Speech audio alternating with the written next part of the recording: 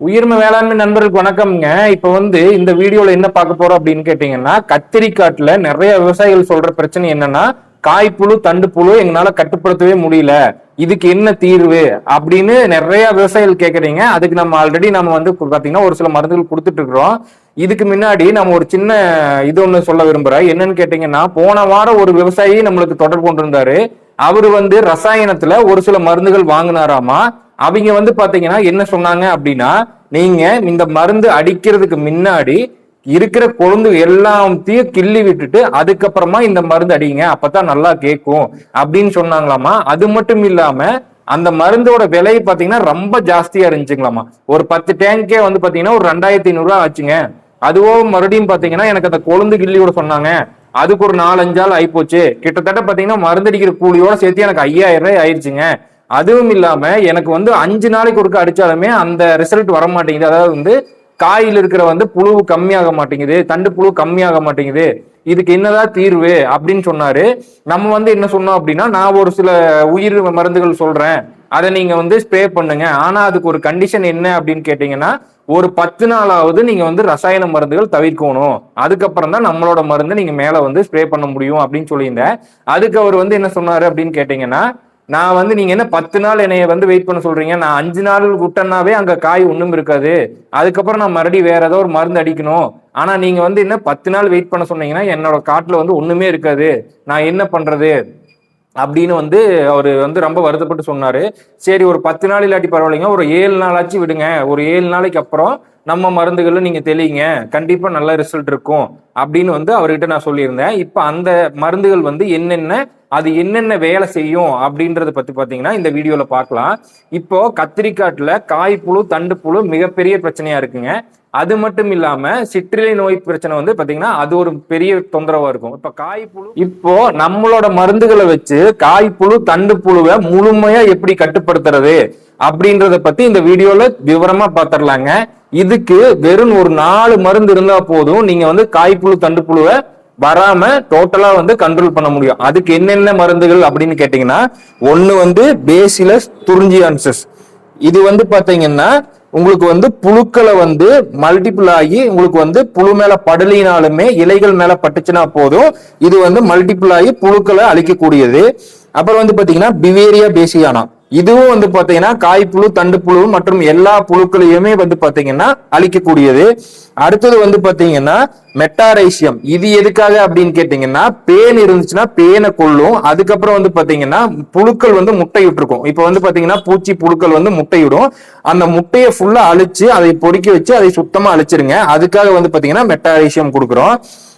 அதுக்கப்புறம் பாத்தீங்கன்னா வெட்டிசிலியம் லெக்கானின்னு சொல்லிட்டு, இது எதுக்காக அப்படின்னு கேட்டீங்கன்னா, சாறு உறிஞ்சும் பூச்சிகள் மற்றும் பேன் இருந்துச்சு அப்படின்னா இந்த மருந்து நல்லா வேலை செய்யும்.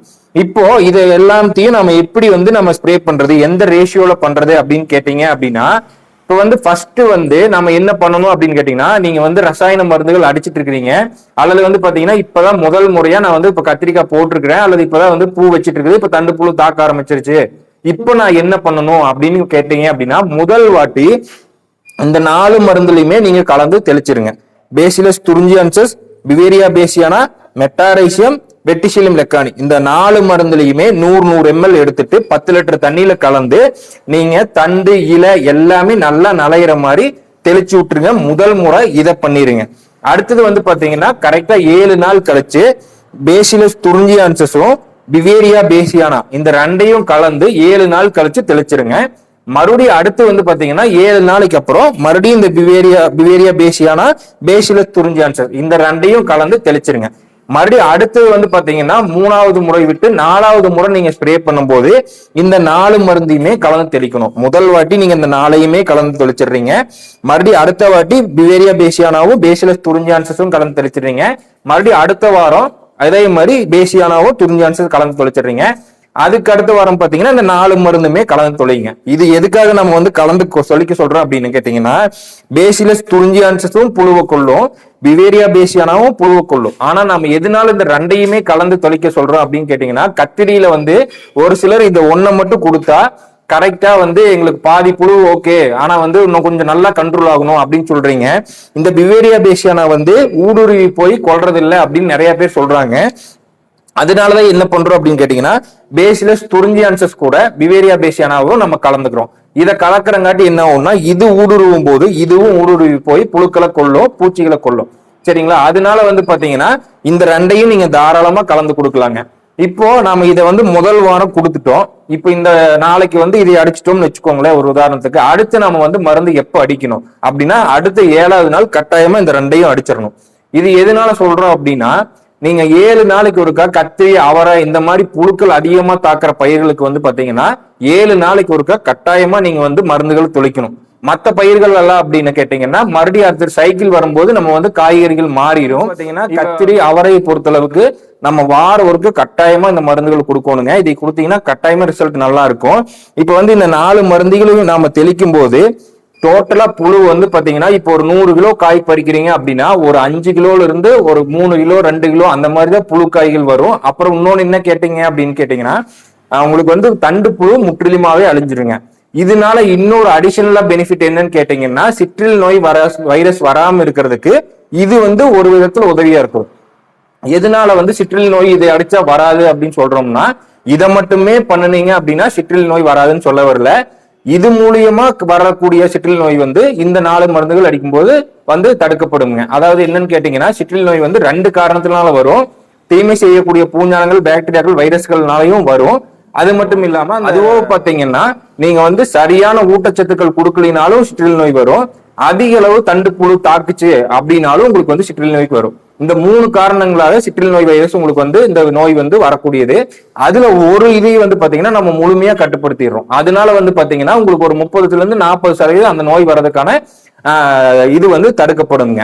இது வந்து நம்ம வந்து எல்லா எம்எஸ்எஸ் சர்வீஸ்லயும் போட்டு விடுறோம். உங்களுக்கு ஏதாவது சந்தேகங்கள் இருந்துச்சு அப்படின்னா நீங்க வாட்ஸ்அப் மட்டும் தொடர்பு கொள்ளுங்க. எதனால அப்படின்னு கேட்டீங்கன்னா நிறைய பேர் போன் பண்றீங்க, அதனால நம்மளால வந்து அட்டன் பண்ண முடியறது இல்லை. நிறைய பேர்த்தோட இது வந்து மிஸ் ஆயிருது.